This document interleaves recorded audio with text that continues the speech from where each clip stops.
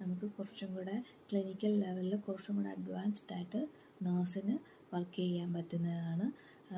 അതെന്ന് പറയുമ്പോൾ ഇപ്പം നേഴ്സിൻ്റെ മെയിൻ ജോബ് ഞാൻ ആദ്യമേ പറഞ്ഞു, അതായത് പേഷ്യൻ്റ് കെയർ, അഡ്മിനിസ്റ്റർ മെഡിക്കേഷൻസ്, പിന്നെ പേഷ്യൻ്റ് എഡ്യൂക്കേഷൻ, ഇങ്ങനെയൊക്കെ വൈറ്റൽസ് ചെക്ക് ചെയ്യുന്നതൊക്കെയാണ് ഒരു രജിസ്റ്റേർഡ് നേഴ്സിൻ്റെ റോൾ എന്ന് പറയുന്നത്.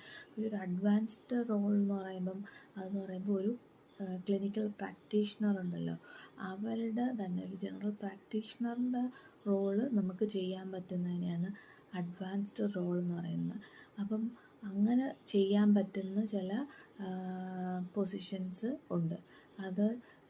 അതാണ് ഒന്നാമത്തേതാണ് നേഴ്സ് പ്രാക്ടീഷണർ എന്ന് പറയുന്നത്. നേഴ്സ് പ്രാക്ടീഷണറിന് മെഡിക്കേഷൻസ് പ്രിസ്ക്രൈബ് ചെയ്യാം, ഡയഗ്നോസ് ചെയ്യാം, ട്രീറ്റ്മെൻറ്റ് സ്റ്റാർട്ട് ചെയ്യാം എന്ന ഇത്രയും